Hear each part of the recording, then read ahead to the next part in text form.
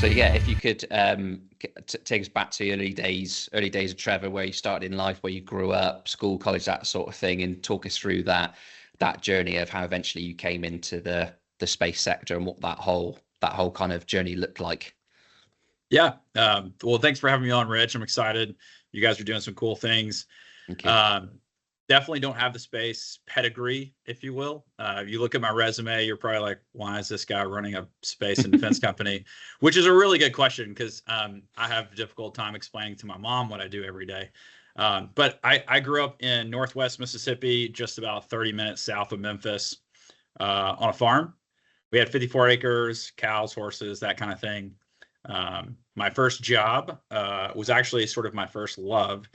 My parents got me a motorcycle on my 6th birthday, and I was laughing because I look back. There's a first picture of me riding a bike. I didn't have a helmet on, and I didn't really think of anything about it until I was in college. And I messaged my mom. I was like, "Mom, why don't I have a helmet on? Like, I'm 6 years old." And she was like, "Well, we were just so excited to like give you the bike, we forgot to put the helmet on you." So my love for all things fast has sputtered into, space and defense. But so my first job, I was 14. My dad had to drive me to the motorcycle dealership, which was called South Haven Kawasaki Yamaha. I think it's still there today. But yeah, I was 14, polishing the bikes, taking out the trash, and got the bug for all things that go fast. I grew up racing motorcycles. And then, so the entrepreneurial bug, I guess I'm what you would call gainfully unemployable. That, or I just don't like having a boss. But my first entrepreneurship endeavor, startup, was not VC funded. I was detailing cars in high school because, I like cars and bikes and all that stuff. But yeah, from there, graduated high school, went to the University of Mississippi, got a degree in commercial real estate finance. So direct line of sight to, the moon and Mars. Yeah. Taught tennis lessons in college and sold motorcycles in college to pay the bills. So you pull up to our house, it kind of looked like a small dealership in the garage, which was a lot of fun. But how I got to Atlanta, you asked the question. My aunt and uncle lived here in Swanee, Georgia. He had a telecom business and a real estate broker, doing their thing, knocked on the door. He almost missed the door because it was like a late call. Got a business card. It said the Wesley Company on it. And I said, "Hey, Uncle Charlie, I'm looking to get into Atlanta. Do you know anybody in real estate?" And he's like, "Well, I got this one business card. You can call them." So ended up calling it, and Mr. Tom Wesley, the owner of the company, answered. And I said, "I'm looking for an internship. Just about to get a degree." So that's sort of what pulled me over to Atlanta. It's a bigger market than Memphis. So I wanted to explore that. But that's kind of how I got over to Atlanta. Then from the small firm at the Wesley Company, there was about 5 of us, deliver pizza on the weekends, living in my uncle's basement, the typical story of just getting out of college. So real estate during the week, deliver pizza on the weekends, and then had a few deals go through, moved to a bigger firm called Cressa that you mentioned at the time. And they probably still are the largest tenant rep only firm. So what that means is we would represent only the buy side or the tenant side of the real estate transaction. In the future, I hope to maybe be negotiating real estate on the moon. I'm just kidding. My license is well expired. But that's sort of like the origin of how I got to Atlanta and into real estate. I don't know if that answers your question of how we made the transition into space, or is that the next question? Yeah, no, absolutely. I think, yes, it's a great story. So in terms of, I guess, making that switch from the real estate side, how did that kind of transition happen? What was the first kind of spark of momentum that led into the space industry? Yeah. So I'm going to apologize to my mom real quick. It happened over tequila and cigars, as quite a few good things and bad things do sometimes. But so, I was in real estate, and we were at this networking event, and I met a guy named Blake, and we were having cigars, and he ran a machine shop. They needed some warehouse space. So naturally I was like, okay, great. I'll help you with warehouse. The machine shop sold to a composite company. And that's when I first got exposed to the composite industry, and was really excited because I liked the company. They were doing something cool. They were trying to sell wheels to the automotive racing industry. So I don't know if you've seeing a trend here: fast motorcycles, fast cars. There was an offer on the table to get out of real estate and go do sales for them. And I was like, hey, babe, my wife, somebody offered me a job to go sell race car wheels to like Lamborghini owners. This sounds really fun. So I was kind of hooked, but unfortunately the deal fell through and I didn't really get to go do that. But I had done a lot of homework on the composite industry and was really excited to get into it.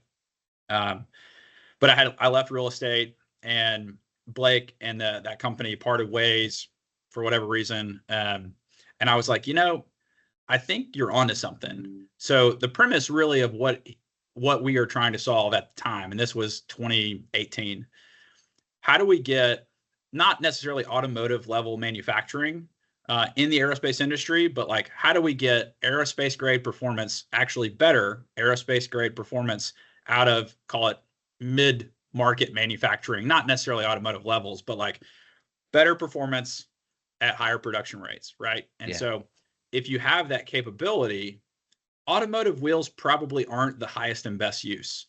So if you go back to my real estate, it's, what's the highest and best use of real estate, right? Well, what's the highest and best use of this technology? It's not wheels, in my opinion. And so got out of real estate and started 2 companies on the same day. Started Sprout Lighting, which is a commercial LED lighting company, and started Atomic-6. So I started a startup to fund my other startup. And my wife was like, you're crazy. You've been doing real estate for 6 years. You're going to jump into this other thing you've never done. And like, don't really know a lot about lighting, but hey, I understand cash flows and how to sell to real estate people. So I used my Rolodex of, commercial landlords and property managers to basically sell lights to make money for the R&D for Atomic-6. All the while my wife was paying the bills, right? So like every dollar I made went into the R&D for Atomic-6, and my wife thankfully was making a bet on me. So she was my early VC, early real co-founder, paying the bills for about 3 years. That's amazing. Our first meeting as a company was in 2019. It was actually with Mickey Truck Bodies. Very different than rocket ships and satellites. So we were looking at how can you increase payload or increase range with a lightweight structure. That's actually what we're doing today. But we identified sort of rail cars and automotive haulers where they were what's called weighing out before they cube out. So you think about a tractor trailer that's hauling cars, they have a weight limit on the road. And so these cars were being hauled and the trailers weren't being maxed out from a capacity standpoint because they were hitting this road weight limit. So what if we shave weight out of the trailer? Hey, you could haul more cars. It got some legs, didn't really go anywhere. Then we tried trains, super regulatory heavy. We looked at our competitors and they had started in the mid 1800s. So that was kind of a no-go because of the regulatory issues of trying to get into that. I know it's being developed now, and I think it could be a big thing in the future. But we've submitted our first SBIR, SBIR, right, for people outside the U.S., Small Business Innovation Research, and we got some traction on the space side. And then we got traction in the Air Force. And then we got traction at NASA and DLA, and it was like, okay, if you can make the highest performing composites on planet Earth, the highest and best use is probably the most extreme and demanding environments. So that's sort of the story of how we got into this industry on the aerospace and defense side. Love it. If that's not entrepreneurship in its purest form, I don't know what is. Well, I appreciate that. I didn't even, for the first couple of years, somebody was like, oh, you're an entrepreneur. I was like, I'm a what? I didn't even know. I didn't even know what the word was. Right. So like, yeah, it was fun. I think that's the thing, right? Like people that are true entrepreneurs, clearly like yourself, don't call themselves entrepreneurs. They just go out and do stuff. It kind of feels dirty in a way. But, I mean, I guess in the definition it is. Yeah. Yeah, but it's awesome how you kind of went through those different speed bumps, like from potentially selling composites into Lamborghini racing, and then through to trains, and then eventually aerospace, and now space. So yeah, awesome. And on that note of Atomic-6, could you tell listeners about what what do you guys do? What do you specialize in, and how do you fit into the overall kind of space ecosystem, and where do you see the company going over the next sort of 3 to 5 years? Sure. So over the next 3 to 5 years, going back to that extreme and demanding environment, we found a lot of traction in space, hypersonics, and the high performance aeronautics, but the most traction in space, because arguably it's the harshest environment. Yeah. So in space, you can think about Atomic-6 from a perspective of power, protection, and performance. Basically a picks and shovels play. So our 2 products we have today are called Space Armor, which is the lightest, thinnest micrometeorite and orbital debris shield that Space Force has ever seen. It's currently under a tactical for first flight.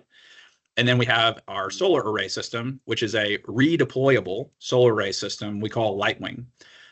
Just submitted for a TAC 5 for that, and some fun things in the pipeline. But I think in the next 3 to 5 years, you have to assume that space is only becoming more and more of a thing, right? We've got, I don't know, 8,000 or 9,000 satellites right now, and there's a lot more to come. So if you want me to dive in a little bit, I can give you a little show and tell, because we are a hardware company, and I'll show you a little Space Armor, show you a little Lightwing if you like. Yeah, absolutely, please. So if you can see my camera here. Yep. This is about a 1/2 inch thick. This is a impact. So you can see the back. There's no impact from the back. Yeah. But this was hit with a 3 millimeter aluminum ball moving at Mach 21. So about 17,000 miles an hour. Wow. It's LEO, low Earth orbit, orbital velocity, right? So that's how fast things are moving. You could go from Atlanta to LA in 5 minutes. That's how fast this bullet was going. The barrel of the gun was about 200 feet, and it goes from 0 to 17,000 miles an hour in 16 feet. And I've got a camera that was 1 million frames per second. So if you'll give me a second, I'll do a little screen share and show you what that looks like. Well, there's 2 videos. The first one is a aluminum shield. So basically how we protect our space station today and other stuff in space. So you've got a block of aluminum right here being hit, and you can see the shock wave on the right, hundreds of pieces of debris flying off. So this is 1 million frames per second. And you can imagine these secondary, debris creation, some of which are going to impact your own satellite, others which are going to be a big liability for the other satellites that are in your, similar orbits, right? So this is not the smartest way to stop debris. So how do we combat additional debris creation while still protecting our satellites? Yeah. So we built Space Armor. At the top is the same video I just showed you. At the bottom is Space Armor, which is an all composite shield being hit with the same projectile at the same speed. Do you notice anything different? Yeah, the back does not move. Well, the back doesn't move, but do you notice anything coming out the front? There's no debris. I've watched this video 1 million times. Well, not 1 million, but a lot. We haven't seen any post-impact debris creation. So the whole Kessler syndrome, which is like, hey, one thing hits a satellite, you have a conjecture, creates thousands of more debris, right? This is one way that we can combat against additional debris creation in space and protect our satellites. This also is really smart in a way that you can do things with this that you can't do with a typical metallic shield. You can put sensors into this. It's formable. We've talked about putting this into astronaut space suits, right? So when you do a spacewalk, the astronauts don't really have any protection today, which is insane because the ISS is getting hit like rain on a tin roof. And I'm not making that up. I asked Commander Chris Hadfield. He's a friend of mine. And I said, how often is the ISS getting hit? He's like, it sounds like rain on a tin roof. So imagine this going up in space. And even today, you've got, nearly 10,000 satellites. We've got to figure out, one, how to clean it up, but two, how to stop additional debris. I think this is one way that you can do that. Space roofs for the ISS. What's that? Space roof for the ISS. Yeah, exactly. Stopping that rain downpour. Yeah. This is pretty incredible. I mean, it's hard to believe until you see it that something that's traveling at that velocity is creating no debris and little to no impact at the back end either. Yeah, and we're actually making it thinner and thinner. So there was a study released by NASA a few months back. If you wanted to protect your satellite, the best cost benefit, mass benefit is actually if you design for a 3 millimeter impact, which ironically is what we were testing. So at 3 millimeters in LEO, that basically makes up about 92% of all debris. You can't track it because it's too small, but it's over 90% of debris in LEO. So you can protect your satellite, mission critical sats, with space armor. So we're excited to see where it goes. I have no idea how to price it because we think it's more of an insurance play. So I was over on your side of the pond talking with Lloyd's of London, the insurance companies, and they're like, wow, this could be a risk mitigant for our customers, right? Increasing the likelihood that you have mission success. So we'll get there. We'll figure out how to price it once we get through flight qual, but I am very excited about this. And we're working on a radio frequency permeable version of this, which means you could put a radome over your comm system on the satellite. Doesn't exist today. So we're working on that as well. The other product that we're excited to talk about is Lightwing. So Lightwing is made up of a few different things, but it's a redeployable solar array system. I'll quickly show the rendering of the video. Okay. You see it? Yep. Okay. So this is our redeployable, retractable solar array system. And then this is actually our very first deployer we built in-house. I call it the Home Depot special because it's very large and not designed for flight. But this boom is about 15 feet long. We have deployed and retracted it over 50 times just to make sure that this thing works. So when you look at, from an insurance perspective, the number one reason for satellite infant mortality is actually failed solar array deployment. So what's really critical in this system, if you look at my camera here, this is our hinge. So we have a hinge between the back sheets. Typically you see a hinge that has metal springs and hinges. This is an all composite memory shaped hinge. So we cure it in the stowed position. So you've got, a back sheet here and a back sheet here that has solar arrays on it.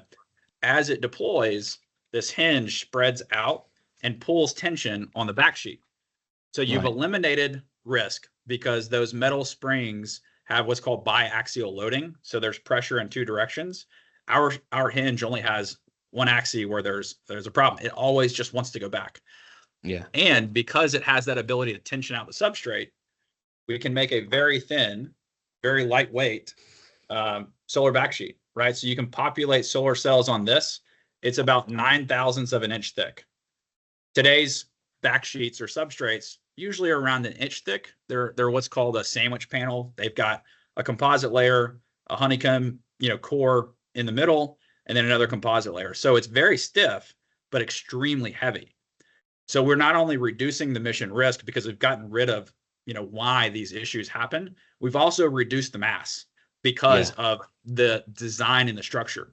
So this will be an exclusive for your podcast. I will go ahead and show what our real hardware looks like. Hold on just a second. Awesome. I got to admit, I had no idea how many applications were possible with this before this podcast. This is pretty incredible. And just to go back to your point when you said you were over here in the UK and talking to Lloyd's, I mean, just from a business perspective, I'm even getting excited hearing about that, because if you guys can find a way of being a part of basically space policy where your infrastructure is embedded in the infrastructure, where it's like, okay, if you have the composites from Atomic-6, then your insurance drops by X. I mean, it's incredible, the possibility. Sorry, continue. No, you're good. So this is a 1 kilowatt sized array. This is in our warehouse right now. Each panel is it is a 1 square meter. And so you can see the hinge goes along each panel. And then as it deploys out and retracts, those hinges pull tight on those back sheets. And at the top, we actually built our own in-house 2-axis gravity offloader. So when these things deploy in space, there's no gravity. So you want to sort of mimic the environment that it's going to be in. So we have these hinges that hold up and sort of offset gravity. as it deploys out, so it will, sort of act like it would in space. We've deployed and retracted this multiple times, and we are very, very excited about this system because it. Take a guess how much this weighs. Just take a guess. It looks super light. So including 10 the kilos? deployer, the deployer is down here on the end, which we also built in house. So including the deployer, how much do you think the system weighs? With the deployer, 25 kilos. 8.5. 8.5 kilos, that entire thing. Yep. It's incredible. So what matters in space, what matters on the solar array side? Yeah. 2 metrics, watts per kilogram and dollars per kilogram. Watts per kilogram on our system, if you're, call it around 2 kilowatts, you're approaching 200 watts per kilogram. If you go look up unnamed competitors, they're in that like 70, 80 watts per kilogram range because their system is so heavy. Because of that thick sandwich structure, the metallic springs, all of that stuff gets eliminated and we lose so much mass, but we still get the performance, right? Yeah. Because the system's designed in a unique way. So we are extremely excited about this because when you look at it, VCs looking at space companies, like they've got this really cool mission they want to do, right? They're betting on this big bet that has to happen. When I'm telling my story, they're not betting on one satellite. They're betting on us and our ability to power 30% or capture the revenue of about 30% of all satellites. I haven't seen a satellite that doesn't have solar arrays, right? Yeah. So I think we are in a really, really good position to take a new opportunity and push the space industry forward with this new design and system that's so lightweight and so high performance. And then on the cost side, all right, the cost per dollars per watt, right? Yeah. My chief operating officer came over from SpaceX. NASA, Aerojet Rocketdyne, and then SpaceX. Elon Musk and Tom Mueller personally interviewed him. He designed the propulsion system for Starlink and then designed about half the factory for Starlink and led the team that put the first 1,400 up. He literally came over to Atomic-6 because of our solar array opportunity. So we've got a really compelling product. We've got someone who's put up 1,400 satellites, which is about half of all orbiting satellites at the time. So I talked about this offline, but we are prepping for our Series A fundraise. So very exciting about that. I know that was long-winded to answer your question, but crazy excited about the space industry and these 2 opportunities. Yeah, well, I can't see why investors wouldn't be queuing around the block for this. In terms of the story, the applications, everything else, it's pretty incredible. And I guess on the specifics of the technology, what's your thoughts on kind of the current space composite landscape now, and how do you see that evolving over the next few years, and kind of what role or what part in that do you see Atomic-6 playing? So I think we mentioned this earlier, but 50 to 100 satellites in the next 5 to 10 years, somewhere in that range, right? So that leads to a major opportunity for picks and shovels companies like Atomic-6. So investors don't have to pick a winner because we can be a part of the entire ecosystem. So a solar array, ballpark, is about 20 to 30% the cost of an entire satellite. And I'm talking, 1 kilowatt and up sized satellites. Yeah. So if you've got 50 to 100,000 satellites coming online, so just a few hundred satellites that need solar array structures from us could mean $1 billion contract, right? And you've got tens of thousands coming online. Yeah. That's why I'm so excited, because I know we have something very unique and I've got a team that can build what we need. So we're raising this money for a big production facility to get that done. But on the composite side, the story is, legacy players, that's the right bet for some people. But then you have these new space startups that are willing to take a risk and they're willing to take a bet on new technology because they're like, okay, well, we've got 2 or 3. We just need one of them to work. And we want to try out new things to really push the needle. However the metaphor goes. But I think composites will just become more and more of a thing in space because, launch costs are coming down, right? So it used to be, we gotta save mass because launch costs are so expensive. What really is the expense is the mobility that you need in space. So Yeah. you could make a super cheap thing because you're, worried about launch costs, but it might weigh so much that it crushes you operationally when you're up in space and you need to move. So lightweight should be the way to go, right? So I'm excited about that. And I think there will be lots more players coming in on the composite side for space industry. And you see a lot of the rocket companies going vertical with this, right? Like Rocket Lab has their own solar array company. I think it's happening more and more. So I'm excited. I think it's a big opportunity for us. Yeah, absolutely. And I mean, I feel like now I could just kind of go down the rabbit hole on this and talk about Atomic-6 and space composites like all day now. But I guess now someone like yourself that has had that, as you mentioned, that kind of like unconventional journey into the space sector. Now that you've kind of been immersed in it, you've been to the events, been working with the people, you've hired the really sort of high end talent as well. What is it you've come to sort of love most about being in the space sector? So I haven't been around that long, Rich. Give me a little credit. I think I'm coming up on my 4th space symposium, which, it's probably the best conference out there. Yeah. What I love about this industry, it kind of feels like the wild, wild west right now, right? That's the vibe you get because everything's on the table. People are trying crazy things, and we're really trying to figure out how the industry will evolve and set the rules that we will all have to play by. And if you're on the forefront of some of those new technologies, you can actually help write the rules. So that's arguably what's exciting because I don't really like rules. And so this industry doesn't have a ton from a respect of like, what can we go do and accomplish? Obviously you have, requirements to get on a SpaceX ride. But it does kind of feel like the Wild West, and it's an exciting time to be in space. Yeah, absolutely. And on that note, and trying to go back to what we said right at the beginning and trying to encourage all those other people like yourself to go into space, and who knows who's going to be the next space founder and what industry they're going to come from. What do you feel now that you've kind of made that transition, you've been through that journey yourself, what could and should we be doing more of at a classroom level, a grassroots kind of STEM level, to try and encourage those people, make it more accessible, that it's not, we kind of smash through that perception of that it's not all astronauts, it's not all rocket scientists and all that kind of stuff. What could we be doing more of, do you think, to try and spread the message and make space more accessible for everyone? So this isn't me not practicing what I preach, because we're a hardware company. I think you got to get your hands dirty. I don't know about the software side. That's another conversation. But so actively for quite a few years now, we will have groups from middle school and high school come in on a Saturday, and we'll give them, like, local high schools, the kids who are interested in STEM, and show them, hey, right here in Atlanta, we're building stuff that's like going to go to the moon and like go to space and be on rockets.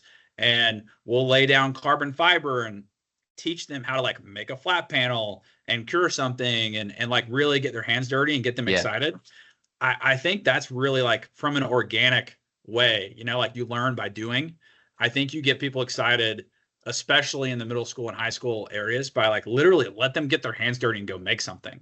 And they're like, oh, I can do this too, because I did this, right? Like it took 4 hours and like it could go on a rocket one day. So like, I think telling that story and getting people excited at an early age is really where you make the most impact. That's incredible. I think kudos to you. One of the things it's not as great as what you guys are doing. We're actually getting them in and doing this stuff with them, and they're building and they're making things, which is fantastic. What we do here is any employee we hire here at EVONA, one of their onboarding processes is they need to become what's called a STEM ambassador. Now, you guys probably have something equivalent to this in the US. It might be called something different, but it's a government initiative. You enroll in the program, and it means that within a calendar year, you need to facilitate around 5 STEM events where you're doing what you just said there. You're going into schools, colleges, universities, and talking about space. And the whole purpose of it is this: it's showing them, it's making it more accessible. I think that the main thing is making it relatable to what they're doing. So common things. So I think what you guys are doing, actually physically getting them in and getting them to do it, is amazing, because they might have a parent that is a mechanic. Yep. And they're putting stuff on cars, so actually making that transition from cars to rockets. So fantastic. Look, Rich, our very first technician hire came over from Jim Ellis Audi, and he was mechanic of the month 11 of the 11 months he was there. Mechanics make awesome technicians. And when we're having the kids go through and tour, they're like, oh, what, Mr. Smith, what'd you study? And how'd you do in college? And I make the joke. I went to graduation, and my dad comes up and he says, so Trevor, how's your GPA looking? And I said, Dad, it is diploma good. And he was like, that's all I need to hear. Right. Not that it was bad. I think I had like a 3.2 or something, but you don't have to be a genius to like come work in the space industry. Right. So I think passion and interest is something that allows people to learn quickly, and they soak it in faster if they are excited about something. And so you may not be excited about some, class you had in school, but if you're excited about rockets, you will learn this so much faster and soak it in so much quicker because of that interest level, which I think probably is what happened to me. I'm so excited about this stuff. I can regurgitate random numbers that I read because I'm so excited about it. Awesome. And I guess on that note as well, and it doesn't have to relate specifically to space, but I think that's probably the most interesting, appealing thing that a lot of people will want to get out of this, listening to this podcast as well, is what is your, and you might still be going through it, but what would you say has been your biggest lesson so far since building the business? On the other side of that coin, what would you say so far as the biggest achievement, maybe where you were working on something and you had to pivot, say, okay, this isn't working, let's go do this thing. So yeah, biggest lesson learned so far and biggest achievement so far as well would be great. So lesson learned, I survived it, and I do mean survive. I'll leave the location undisclosed because I don't want to get anybody at OSHA fired up. So, in the early days, you got to do what you got to do, right? Yeah. And so because I didn't have a lot of money, found a location with an autoclave that had, and so an autoclave is the oven that we use to cure our systems with. And the autoclave I needed had some pretty unique requirements. Ended up finding one, and happened to be here in Atlanta, which was super random and shouldn't have been here. But anyway, sort of sweet talked my way into getting access. I said, I just need to go make this flat panel for Lockheed Martin. And they were a customer of the people that I was talking to. And they're like, oh yeah, we know them, sure, you can have access. How long do you think you'll need it? So, I don't know, week or two. I was there for a year, operating my lighting business, basically like managing programs in the back corner of this warehouse while I'm trying to make these flat panels for Lockheed Martin. And I was working on the autoclave. I've never really been trained on it. And we were having to go up to a certain pressure. Well, the system, if you look at an autoclave, they have plates on the outside that say rated for however much PSI. And I was like, oh, we're good. We can get to that PSI. That's where I'm trying to get to. So you turn it on and we get to a certain point and it doesn't pressurize. I'm like, well, what's going on here? I just spent 2 weeks prepping the mold and getting this fiber ready and getting all this stuff together, learning how to program an autoclave by watching YouTube for 3 hours. So, that's my personal certification.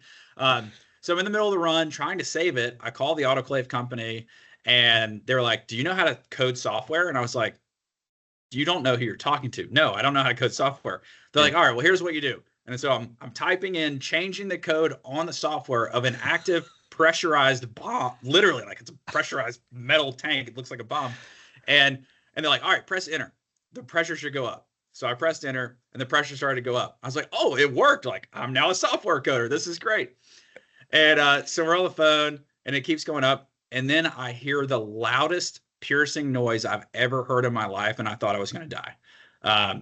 Apparently there's a thing called a pressure release valve on the autoclave. And the pressure release valve was not rated to the same level as the system plate that said it was. And so I thought the thing was literally blowing up and I was going to it wasn't going to be a pretty day. But I found out what a pressure release valve is, and I'm glad they're there. So, did that, swapped the pressure release valve out a couple of weeks later. And so now we're like, well, what else can go wrong, right? So we put this new release valve in, and I'm sitting there talking to the guy, and he goes, well, I think if in like 15 minutes, if nothing has happened, meaning like blow up, we're probably good. So we press go. And this is why I didn't want to disclose any places. We press go and literally hide behind a concrete wall and just watch the clock.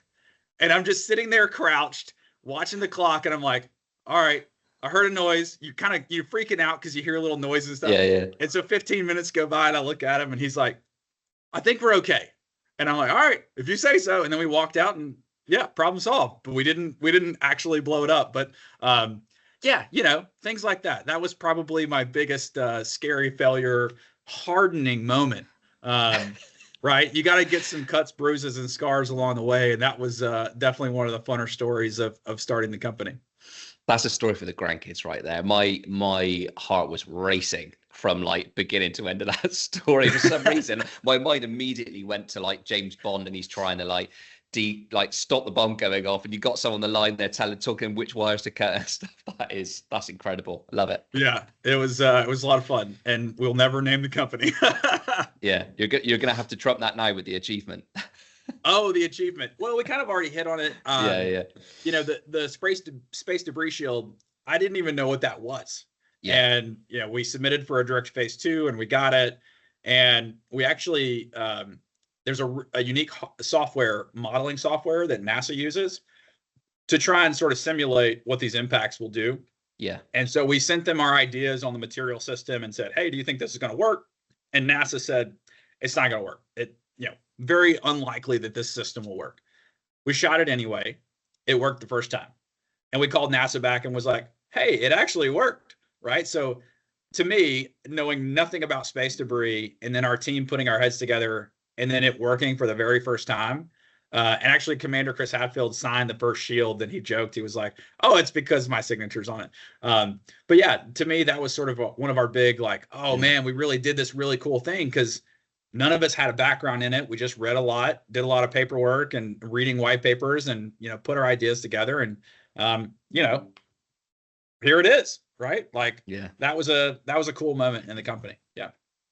Awesome. Excellent. I just to find that it's kind of a final 2-part question here to wrap things up. Is the first thing is when you've, again, going back to kind of your whole journey and the journey you're still on in the space sector and kind of doubling down on the composite tech and everything else, was there any along that journey, was there any resources that you identified that kind of helped you, supported you along the way, whether that be, I don't know, courses, programs, mentors along the way, that you would encourage other people to try and access and help support them with their transition into the space sector? So there are 2 accelerators that we've gone through. Both have been phenomenal in very different ways. Starburst Aerospace, we went through 2021 in the very early days. It was like me and my co-founder. We also went through the Creative Destruction Lab Space Stream, which is where I've made a lot of friends. We went through that 3 years ago, and I'm actually now a mentor in the program, and it is so much fun. Being on the venture side of the table, going through the program, and you are faced with 60 or 70 of the greatest people in space asking you very difficult questions and calling your baby ugly, is one learning experience. But you do learn a lot if you have your ears open and you can take their advice and do something with it. The other side of the table, now being a mentor, it is awesome because I get to ask questions to the new ventures going through the program. And as I'm going through that process, it really makes me stop and think, well, how are you doing that with your company, right? So it's I call it shaking the snow globe every day. You got to do something different and expose yourself to new things. And those 2 programs have really, really helped out, and then the normal listen to podcasts, and I'll do the conferences and talk to new people, have a great advisory board. Some of the mentors I've really enjoyed working with, Commander Hadfield, Jeff Thornburg, the CEO now over at Portal Space Systems. He used to work with my chief operating officer at SpaceX. Laura Todd, she just left Airbus Defense and Space. Earl Diamond, Ian Christie, all these people I met through the CDL program have been phenomenal. Major General Rayberg is the EVP, just left of the Air and Space Force Association. He's on our advisory board. And then our VCs, if you, as a founder, if you have, I call it jerks on the cap table, that's not what you want, right? Yeah. So Iron Gate Capital and Eve Atlas are 2 VCs that have invested in us, and they have been just foundational for us and me specifically. So like, if I have a bad day or if I need advice on something, they are always one phone call away. Like Tiago Olsen, he runs Eve Atlas. literally hopped in the truck and went to Home Depot with us to like pick up some hardware. And we were talking about this Series A fundraise, and he's like helping load the hardware, like, you know, getting his hands dirty. So I think having a great team around you, going through awesome programs like Starburst and Creative Destruction Lab have been really instrumental. Yeah, I guess it makes it fun as well, right? I know that sounds like a really obvious and basic thing, but like any business you run, you're going to have your bad days, you're going to have your ups and your downs. I think having that team, not just your immediate team, but I guess your extended family, the advisors and all that kind of stuff that are there. But I mean, that is irreplaceable, isn't it? Having someone that is that willing to be hands-on and help you a phone call away, I think is amazing. It's instrumental. It really is. Actually, next week, the CDL session is supposed to be virtual, and I'm like, that's too boring. So I actually invited about 7 or 8 of the mentors, and they're flying in from US and Canada all over to our office to actually hold the virtual session in person, because we just have so much fun being together. So it's gonna be a fun next week. And I'm going to a rocket launch tomorrow. So I know that wasn't my question, but yeah, the IM2 launch. I'm headed down to the Cape tomorrow morning. My buddy Chris Stott at Lone Star Data, they're super excited. They're launching, and so he invited me to their launch party. Yeah, I love Chris and Nicole. That's awesome. Amazing. And you had, I think I missed the second half of that question. No, it was, I mean, you've kind of answered it. I guess the kind of the final question here to wrap things up. This has been great, by the way. Thanks so much for coming on the show. It's been, I feel like I could keep going, but the final thing is those people again that kind of looking inside from the outside into space, and with that perception that I want to get into space, but it is all astronauts, astrophysicists. What is the one, if you could kind of distill all that stuff down, just one piece of advice, what would you give those guys? So I've presented at Georgia Tech a couple times because they're right in our backyard. They have a MBA space program. And so some of the people in the MBA space program are like very technical. And then some are kind of like me, just sort of like interested in business. And I think and the caveat is if you want to start your own company, I think every good startup, whether it's space or whatever industry it is, I think it requires 2 skill sets from the very beginning, which is someone super technical that knows how to build what needs to be built, and then someone who is passionate about what you're building and understands why it's important and can tell the story, right? So I'm the second half of that equation. My co-founder, Blake, was the first half of that equation, and we aligned our interest, right, about something we're both passionate about, and we aligned our 2 skill sets. So in the MBA class, I'm like, look, hey, MBA students, you're on the campus of Georgia Tech. There's a lot of smart technical people here. Go find somebody who's passionate about the thing that you want to build, and like, start a company, right? They can do the technical side, you do the storytelling, the fundraising. Like, to me, if you want to start a company, that's really the sort of secret first 2 ingredients are the technical side and the storytelling. Yeah, absolutely. Steve Jobs and Wozniak. I think there you go. Yeah, absolutely. And awesome Elon's advice. Sort of like he's an anomaly. He probably has both, but yeah, he's something else. Awesome. Trevor, thank you so much. Thanks for coming on the show today. It's been awesome. Really, really loved the episode. And hopefully see you around at one of the events this year. Absolutely. I appreciate you having me on, Rich. Thank you. All right. Take care. Thanks, Trevor. Cheers. Bye.